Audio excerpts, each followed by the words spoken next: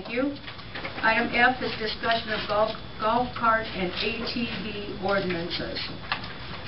We did some research, and there's a lot of communities that have an ordinance for reference golf carts.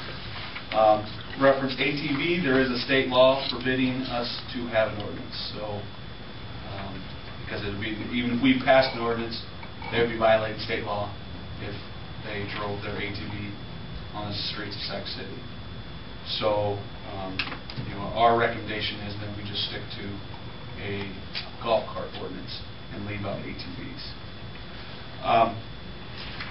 Looking at different ordinances, I don't know how John feels about this, but in my opinion, I would like to see our ordinance similar to our snowmobile ordinance, where we select certain streets that they can travel on. For example, me personally would not like to see South 16th Street a road that they would be driving on, just because there's no way for them to pull over and be able to get out of traffic, and also with the kids, walking that area. Like I said, I don't believe that would be a safe street for them to travel.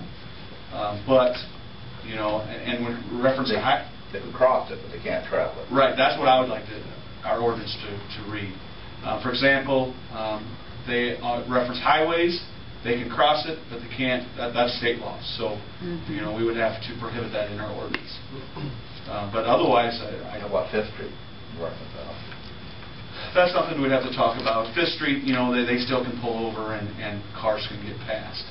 But like I said, 16th Street's the only street I see for right now that would be, could be a problem if we allowed them to drive on that street.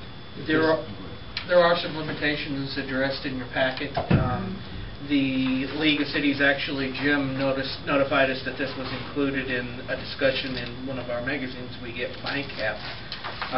It says that the operator must have a valid driver's license, the cart must be equipped with a slow-moving vehicle sign and a bicycle safety flag and adequate brakes. Of course, it doesn't define what adequate brakes are.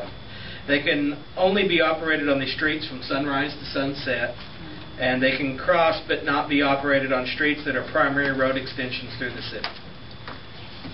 Actually, when you look at Lakeview, we have a copy of Lakeview's ordinance, and that's pretty much says the same thing in their ordinance as what this article reads.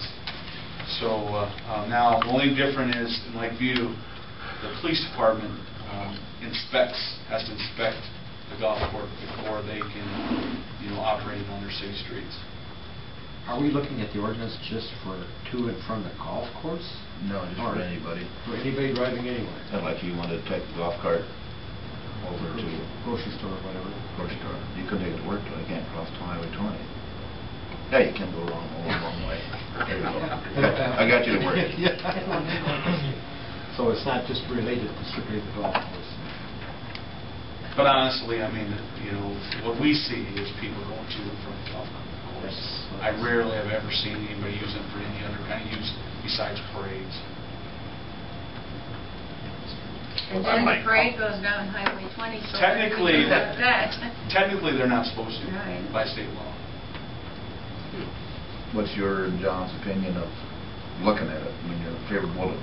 Definitely. Okay. I think this would provide us safer for the community. Like I said, because people are doing it now anyway.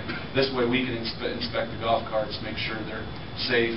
They have, they can be properly seen with identification. And like I said, I don't know how you determine how they have safe brakes or not. I think that's just. How about the insurance issue? Would that follow like my truck? I got an insurance card. Would they have to be insured, or that something we can control, or that superseded by state law? To be honest, I'm not sure how insurance applies to a golf cart. Maybe we should call and look at that. Yeah, I've seen it. I've actually seen it in other areas where it's been required. But then again, the cities were the ones that were putting that requirement on there. I'll talk to Colin about it, and I would be happy to draft up something for the next council meeting for consideration. Jim's looking at me, but I would not want to speak for other insurance companies. If you're going on the golf cart course and only to and from, usually your homeowners will allow you liability, but it would not fix your cart if you turned it over or did damage to it. But I can't speak for all insurance companies, so you'll need to check on that.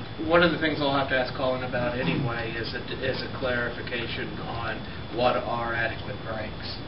Because I know I've been in some golf carts before where I would have a hard time believing that you could classify those brakes as adequate brakes. But I'll ask Colin if he can clarify that. Well, I think you ought to get some deals and work with our police force and come up with an ordinance that we We'll work something out. can get their input on it. You want to put a date on this since summer's here and it's going to be happening? I think as soon as you get, make it somewhat. Something ready for the next council meeting? I'm Is that going to, just- yeah, unless we run into any type of particular roadblocks, I'll have something ready for consideration on the 26th. Okay, thank you. Thank you very much.